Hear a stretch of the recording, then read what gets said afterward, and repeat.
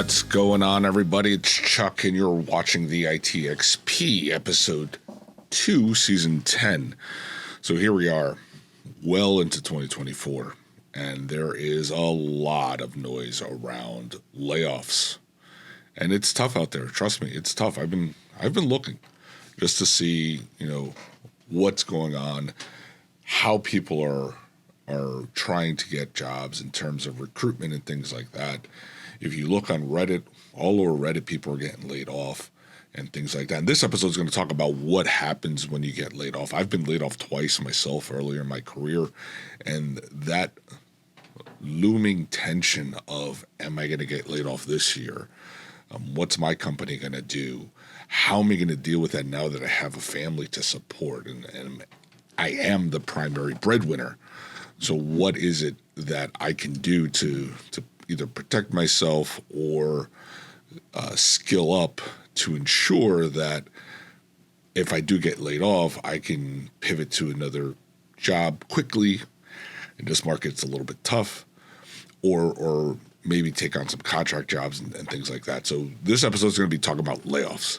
So if you've been laid off, if you're concerned about laid off, I'm going to talk about my experiences early on, and then we'll talk about the current landscape.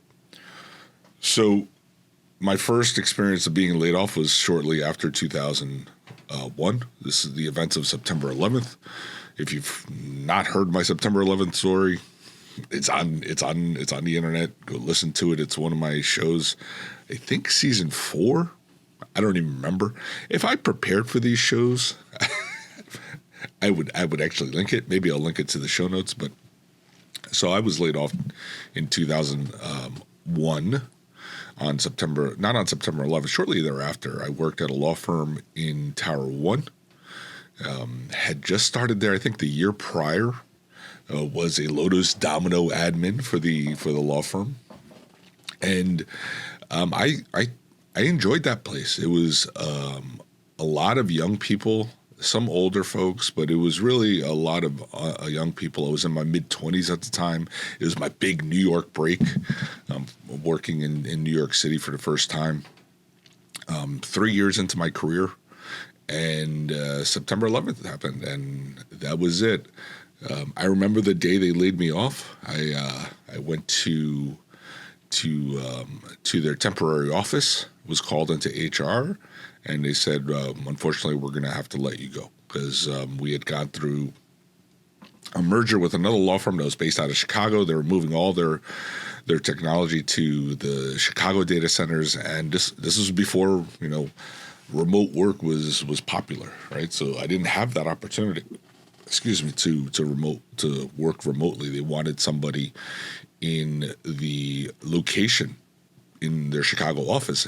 And mind you, I was told probably about 2 months prior that I was going to be the North American messaging admin, right? Because we were moving from Domino to Exchange, and I was going to be the guy. They liked me. They appreciated the work I did, helping with the migrations from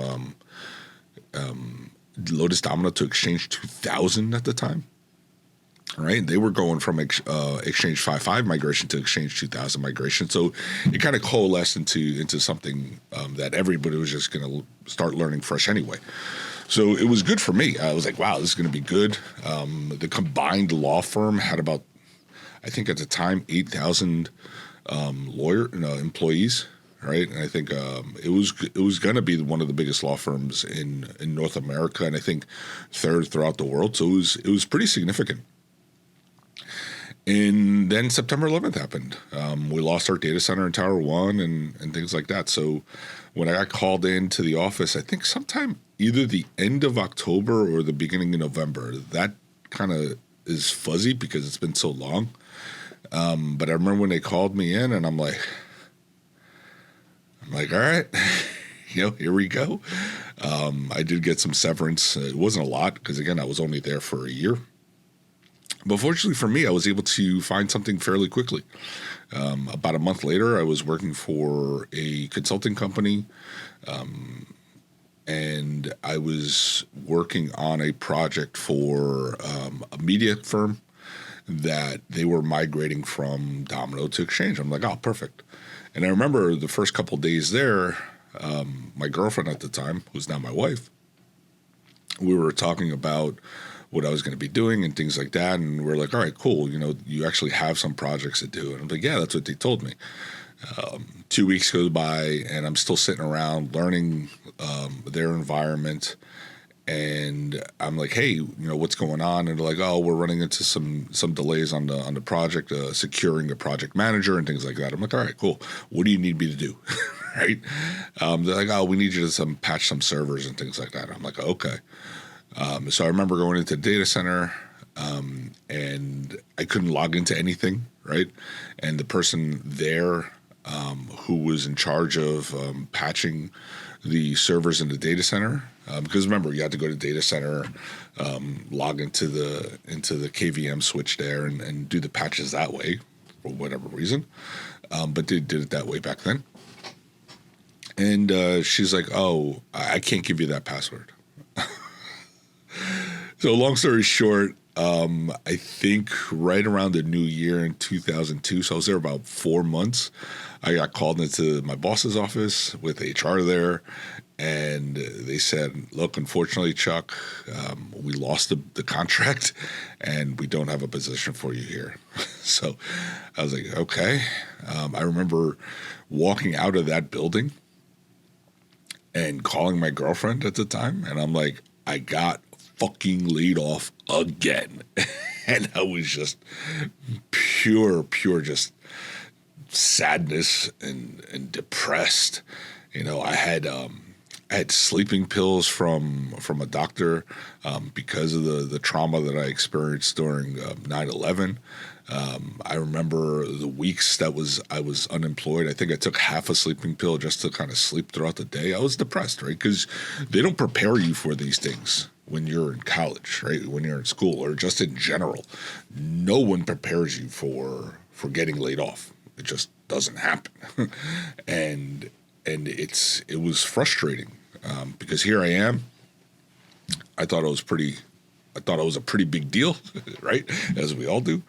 And the harsh reality of the fact was that I was just a number.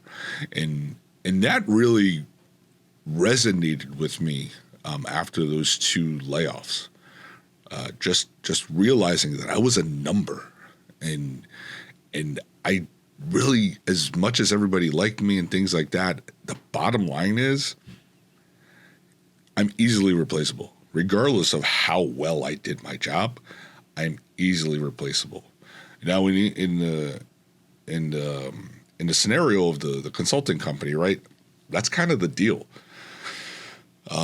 If there's contracts for you to work on, you're going to be put on those contracts. But if the company's facing fewer contracts that they're signing or they're landing, then you're gonna run into problems, right? So if you're working for a consulting firm like Insight Global, some of the larger ones, you'll be good.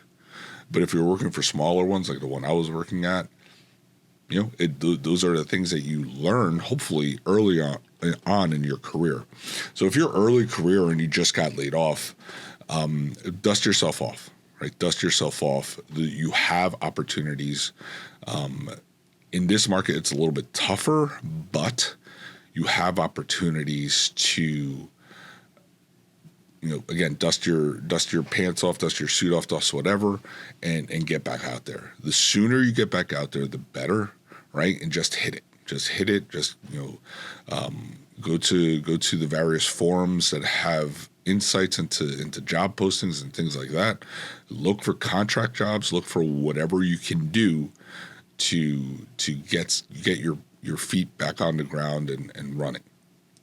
Now, if you're older in your career, that's a little bit more challenging, like myself, right? I've talked about this a few times. I'm 1 foot out the door because I'm old as shit, right? And from a technology perspective, I'm too expensive for a company. I'm too expensive for a company, and it's going to be a challenge for me to go out there and work for another company. I may luck out with a consulting firm like Insight Global, Deloitte, and things like that, but that's a different beast that I don't think I'm ready for, right? Because you're billed by the hour, and time is money in those fields. So it's a pain for me because I enjoy working hard, but I enjoy taking my time off.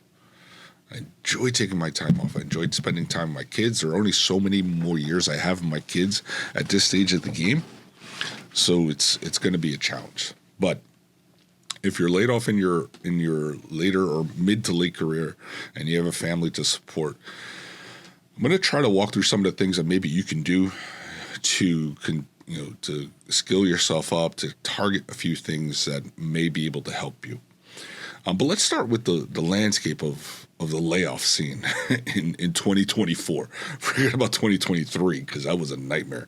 2024 is starting off hard, right? So if we go into Reuters, right, we have a whole list of jobs, right, starting last week.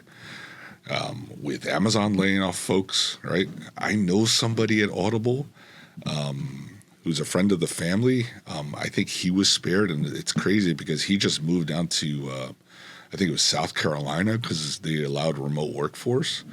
And I think he's like a VP there, which I was shocked actually. But he was there. He's been there for like I think 15 or 16 years. I have to follow up with my mom to see if she can find out from her friend. But yeah, that was surprising. The Audible division laying off folks. Twitch obviously laying off a bunch of people, and then you got Google, right? You got Google laying off people in their sales team. Look, Salesforce is laying off, Microsoft is laying off after the Activision Blizzard, but that was kind of expected, right? Because with that acquisition, there's a lot of redundancies and things like that, so you have to really think through some of these acquisitions. Paramount is going to be laying off, and IBM. So look, you can go and just research this yourself, but there's a lot of layoffs coming, right? Especially in the tech sector. And one of the things that I want everybody to understand is you have an opportunity to see if your company is going to lay people off. And it's this Worker Adjustment and Retraining Notification Act, right? And what this is supposed to do, it's supposed to force companies to notify the government, the state government, right, that they're going to do some mass layoffs.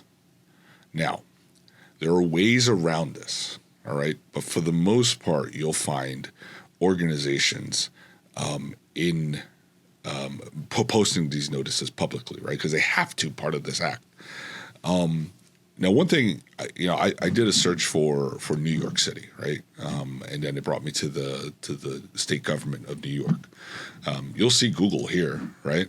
And you'll also see when it was posted, right? The notice was on the 22nd. It was posted the 23rd. If I click on that, right, they talk about the reason for the layoff. So it's a plant layoff, total number of workers affected, 225. So the separation of 225 will begin on April 1st, right, and go through May 27th. And here's the office that's impacted, right, or offices at this point. So yeah, it's a lot. So these notices are out there. You can just search WARN notices and your state, and they'll come here. So this was 2024 so far. There's only a handful of companies laying off in 2024. If we go to 2023, right, you'll see many more. Pfizer. So if we go to 2023, Pfizer is laying off folks in where is it? So 285 people. Begins February 12th. And if you work at Pfizer, I apologize if this is a surprise to you, but the Pearl River office is going to be losing 285 people. Again, it economic.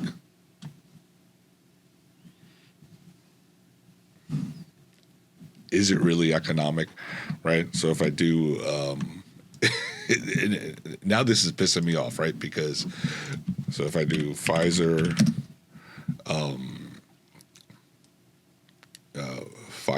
what the hell am I looking for? Stock. Let's just do stock. Pfizer stock, right? So the stock has been, for the past 6 months going down. So it could be some economic, right? It just I don't buy it, right? When we're talking about these big ass companies, that was Pfizer. Let's see who else is in here. Title, right? Title is not as big, but again, everybody's saying economic. Whoops. Let me go back here. All right. Who else? Who else do we look for? Somebody big. Here's Broadcom. We all know about this one, right? And if you don't know about this, we all knew this was coming, right? Yeah,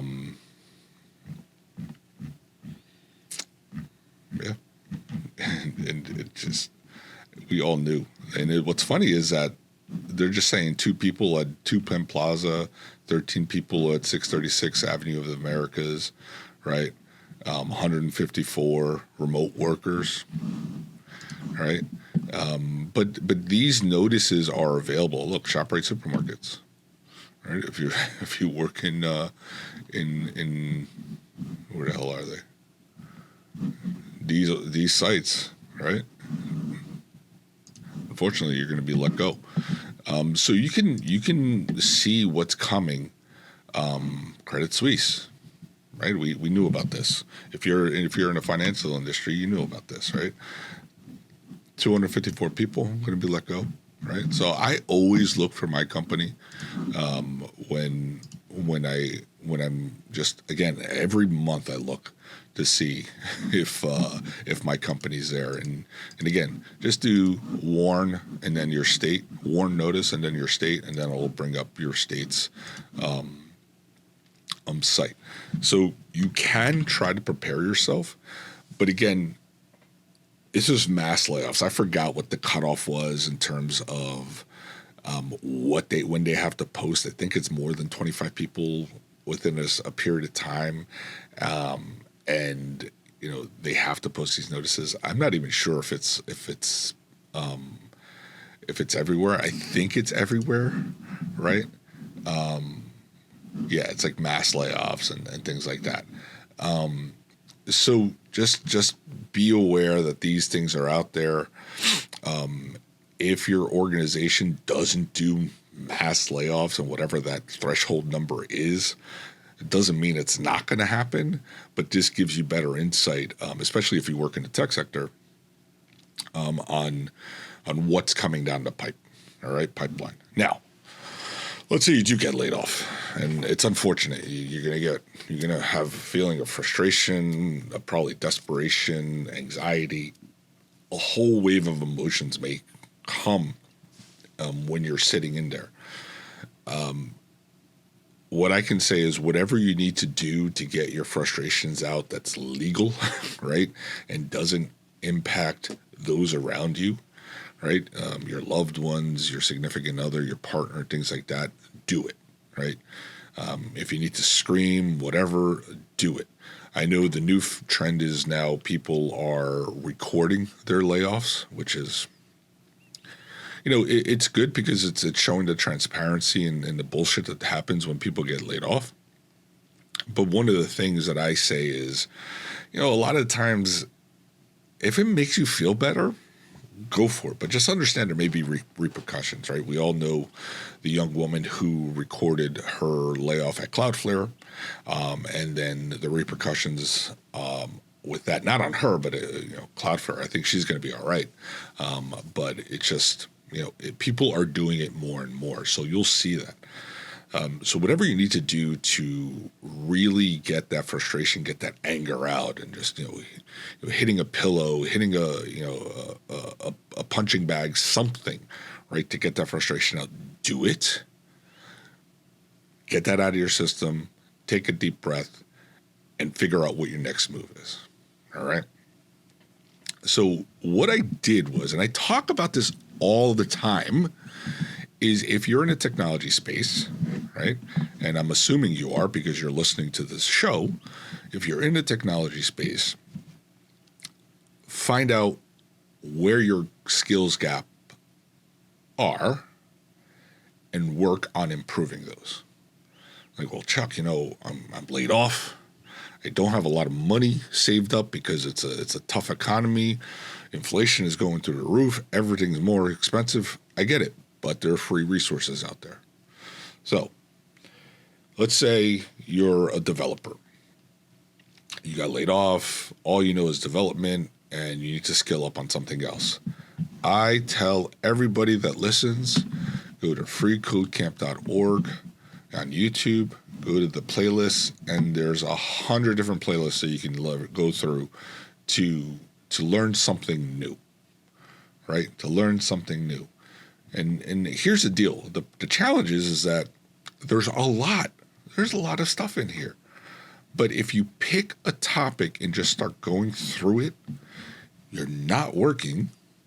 So go ahead and make this your full-time job while you're doing, or I should say part-time job, because looking for a job is a full-time job.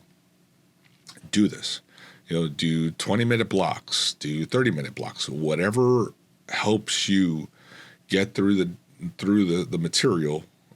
Do it. If the material doesn't resonate with you, move on to something else, right? Data science is a good one that a lot of people are focusing on in terms of being able to take data and leverage that data to provide insights for business. I'm going through that a lot right now. I don't have YouTube Premium on this account, but I'm going through that right now because I'm being asked to build Power BI dashboards and things like that for our AI spend. So I'm learning some of these things at the moment, but it's challenging when I have my day job to go through, right? But Free Code Camp, look, 5 hours of data science, right? And it's for absolute beginners. Okay, it's a couple years old, but so what, right? The technology changes, but the fundamentals really don't, right? So things are available here for you to use, right? And they talk about things and different things that you can leverage and formats that you need to understand and languages you need to understand and model validation and things like that. But it's 5 hours. You can do this in a day, right? If you're laid off, you could do this in a day. So there are things for you to learn while you're searching for a job. If you have LinkedIn and you're doing LinkedIn learning, leverage that, right? The other one I'm a big fan of is cybrary.it because it's free. You sign up for an account, it's free. Don't even pay for the professional. I did, and it's not worth it. Just leverage all the free stuff here. They have beginner certification preps, intermediate certification preps, right? Advanced certification preps. They're all here for free. Is it the best? No, but it actually gives you that insight that you may need to dig deeper.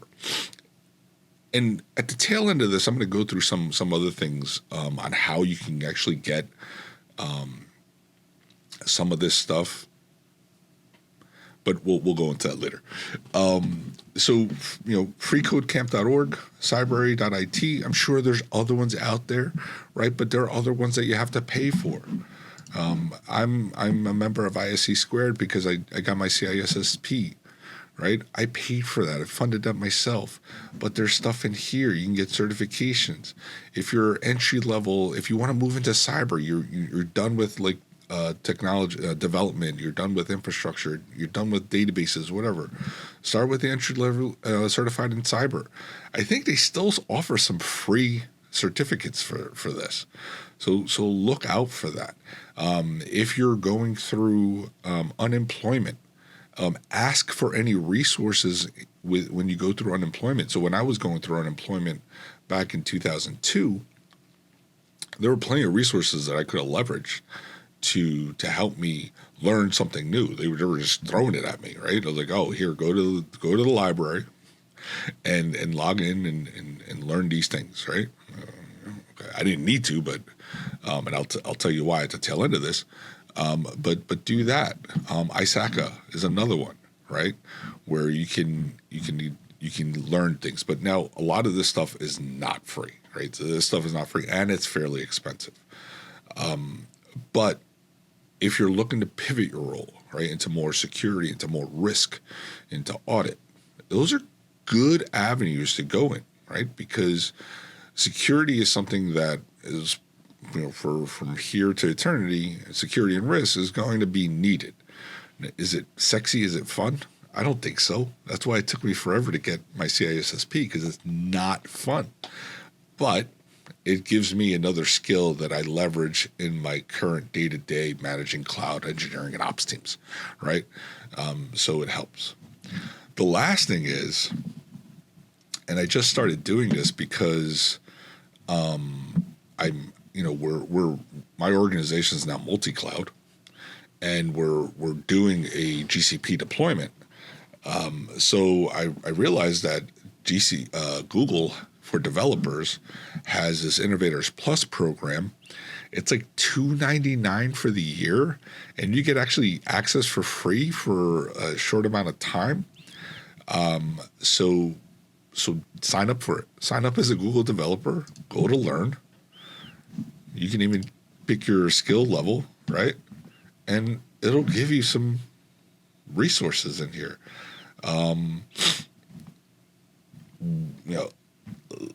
Build your first web app with Fire.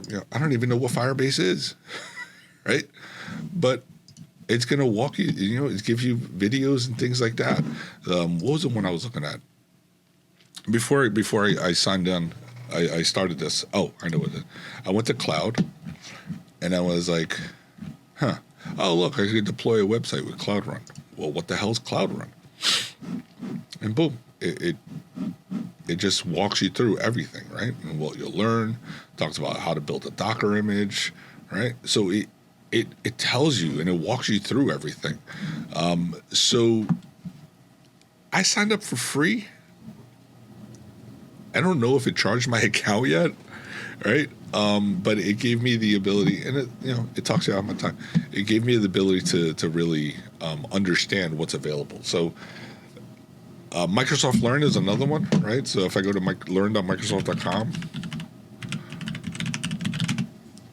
and let me zoom in here, right? You can do a bunch of different things here, right? So if you're going to take some training, and this is all free, mind you. This is all free. So you browse by learning paths, and you're going to look for a role. This is what you want to focus on, right? So look at, I want to be an AI engineer. What do I need to do? Here's the entire 147 results on becoming an AI engineer, right? If you want to do a learning path, right? You start, Microsoft Azure Fundamentals, AI Overview, and then you go from there, right? So if you have some opportunities to take your career to the next level, right? If you focus on what it is that you want to do, if you want to go into DevOps, boom, right? And again, I still have the learning path selected because that's what I want to understand, right? I want to pass this test, AZ400. It's here, right? It's here. It's all here, all for free. So if you're unemployed right now, get off of the pity party, right? And I'm not saying that. Believe me, I'm joking with that. I know it's a challenge, but dust yourself off, get back on the wagon, and start learning new things.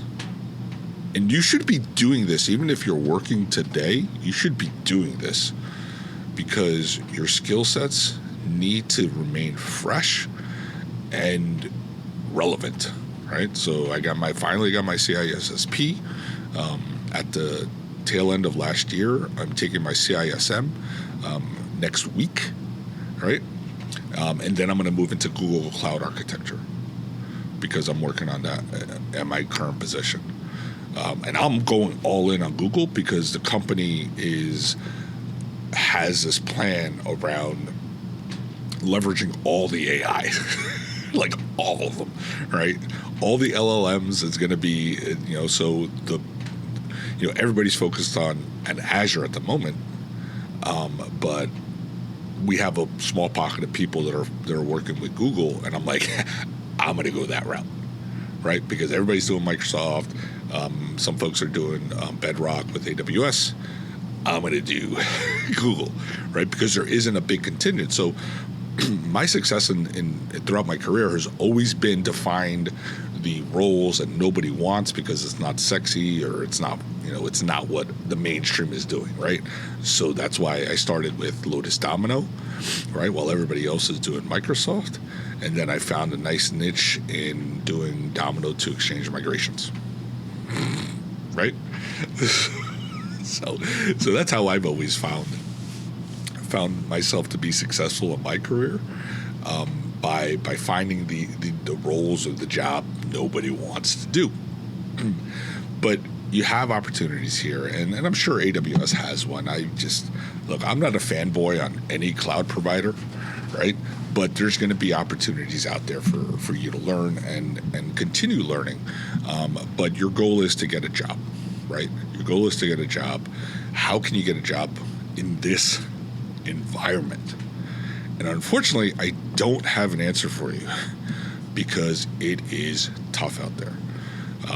I know my company right now has a few recs open, but they're claiming that they can't find good resources, good talent. I don't know. I need 5 people on my team, right? And they haven't even opened up the recs on that, right? So I'm trying to get 5 people to join my team, cloud engineers, and I can't even get them to say, yes, we can open up those recs because, I'll tell you, because of this. Not that one.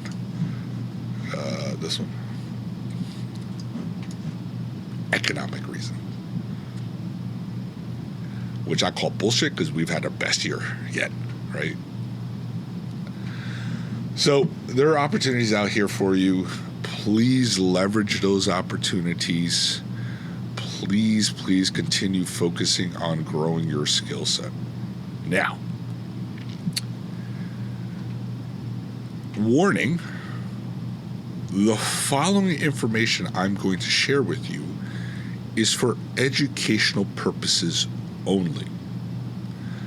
I'm not telling you to do this, but if you're strapped on cash, there are ways to get some of these things free. I've been doing this since the late 90s. And for those of you that haven't been around that long, there's this other world, other community, I should say, of people that like to share knowledge. And sometimes the way they obtain that knowledge may not be through means that people approve of, let's put it that way. So if you understand what this is, right? If you understand this technology, I can show you that there are ways to get classes for you, learning materials, I should say, by just searching for it. So in this particular case, I'm going to deselect these search terms and leave that, and leave that. And if I want to do Google Cloud, let's see what's here. I have a number of resources available to me that I can just obtain. Now, what I'm not going to go through is how you can actually get access to this, but there are also other free resources that you can leverage. So if I were to go into this site, which is a local site in my network, I can tell you that these are the sites that I use to obtain that information. But again, I'm not telling you how to build this stuff because it's obviously not something that I want to promote. But I'm just letting you know that there are opportunities for you if you were curious enough to be able to build yourself a system like this, where if you wanted to, you can obtain any of these things, download this file, upload it to your system, and within a short amount of time, you would have this information available to you.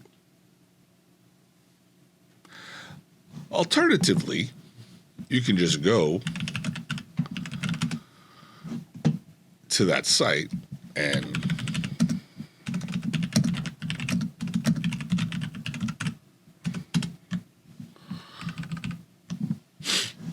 pay for it yourself, right? You could do that. You could do that as well, right? And I would recommend that you do that, okay? I would recommend that you do that, but just know if you don't have the means to pay for this, there are other ways of getting it. All right? And again, I'm not going to walk you through how to do this, but if I could spell it correctly. But if you are the type that's curious and you want to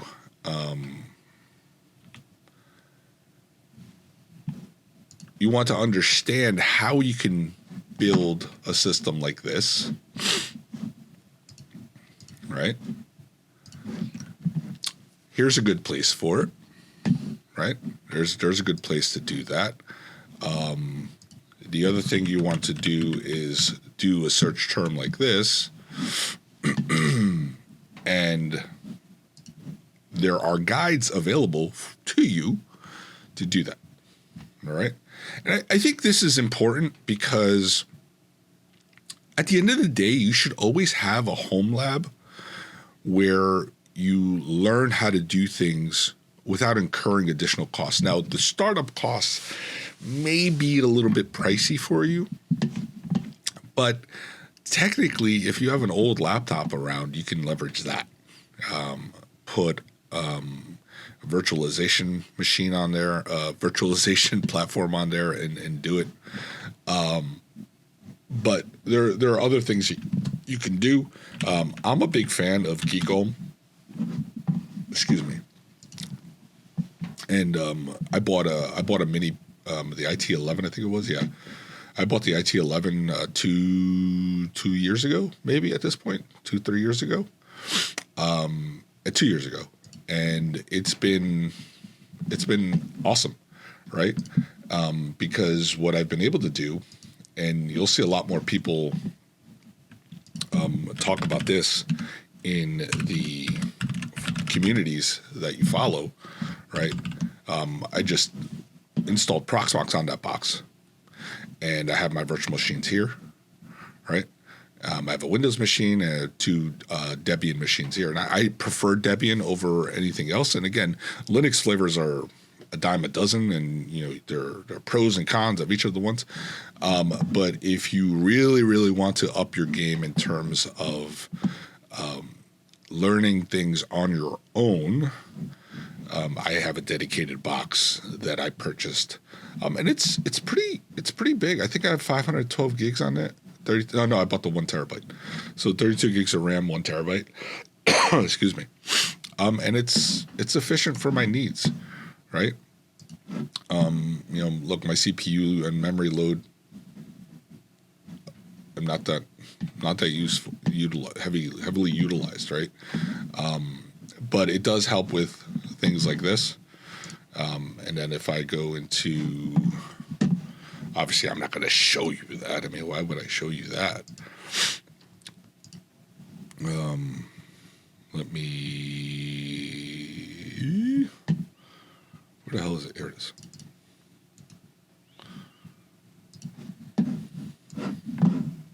Right?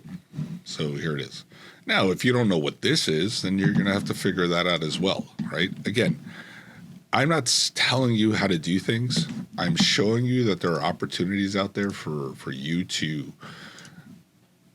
build your own environment that can do that, right? I'm not going to tell you how to get here, but there are ways of doing it.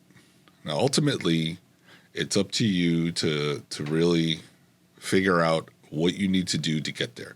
If you don't have the opportunity to do things now because you're already laid off, once you get a job, start building your environment, right? Start building your lab. Because I'm telling you, I've been doing home labs since the 90s, right? And it's helped me. I used to run my own mail server at home, right? Because I had the software from my company, and I just loaded it up. This was before the days where you had digital subscriptions and things like that. All you needed was the physical media and just pop it in, and you can run your own server. So, if you're laid off today, leverage the free resources that you have at your fingertips, right? Whether it's the computer, whether it's your phone, right? Start learning. Start figuring out what your next moves are. Look through the various job boards, right? So we know Indeed is one, right? And the challenge I have with Indeed is that, it because I uploaded my resume, it's picking like the big ones for you, right? But if I do, I'm a big Active Directory guy, or I was, right? And I'll do New York, right? There's a bunch of companies out there. I could work for, I could probably, if I wanted to, just go to a broker dealer and get a job right away. But again, my salary would decrease, right? It just, it all depends on what it is you want to do. Look, the Metropolitan Museum of Art, right? Senior infrastructure engineer. But you have to go into the office. You have to go into. I don't want to go into the office. Why would I want to go into the office? But again, a lot of things are not really hiring. One thing I want you to understand is, let's go back to this one for the Met, right? Senior infrastructure engineer. Look at what they're asking for, right? And under primary responsibilities, and I like job postings that are like this, because it's very high level. They're not giving you a laundry list of things that they're looking for, right? But it's pretty much pretty standard for an infrastructure engineer, right? I'm going to implement change. I'm going to resolve vulnerabilities. I'm going to automate, right? I'm going to rectify alerts, vulnerabilities. I'm going to align with security. I'm going to create playbooks, right? Follow best practices, right? These things, this is a really good job posting compared to, let me see, let me guess, Sumitomo. That's not bad either. Wheel and Gossel, this is a law firm. All right, they're not too bad, right? But there's some of them that you'll see, and maybe it's more on LinkedIn, but you'll see like a laundry list of things. I'm like, dude, what the hell is wrong with you? Like, you're I mean, but like, I've seen some of them that are longer. And I'm like, what the hell is wrong with you? It's like, you can't replace what you're losing if you've lost somebody, right? And I think that's what a lot of companies do is they kind of give you a laundry list of what this other guy did. Like, oh, Chuck left the organization. I got to write this whole laundry list of the shit that he used to do. It's like, no, you're not going to do that. You're not going to do that because you're not going to find that person, nor do you want to find that person because that person may have had bad habits that you don't want to bring in, right? So one of those things is, when you're looking for a career during your time that's laid off and you have some deficiencies or some gaps within your skill set, go through the job postings. Find something that, I don't know Cisco UCS, right? Can I go to Free Code Camp? Do they have anything around Cisco UCS? Right? What is Cisco UCS, right? And Cisco UCS Complete Guide, right? There's a playlist here. So we all now live in a time where information is available. You just have to know how to find it, where to find it, and get it, essentially, right? I've showed you some options that are freely available. I showed you options that, for educational purposes only, right? You want to think about how you obtain that knowledge. Right? Knowledge is out there. Knowledge, if you've listened to Tony Robbins, knowledge is not really power. Knowledge is potential power because you have to take that knowledge you have and execute on it. And one thing I have to tell you, if you're looking for, and I rarely talk about this, right? But one thing I want you to understand is that if you're looking for something to motivate you, follow Tony Robbins.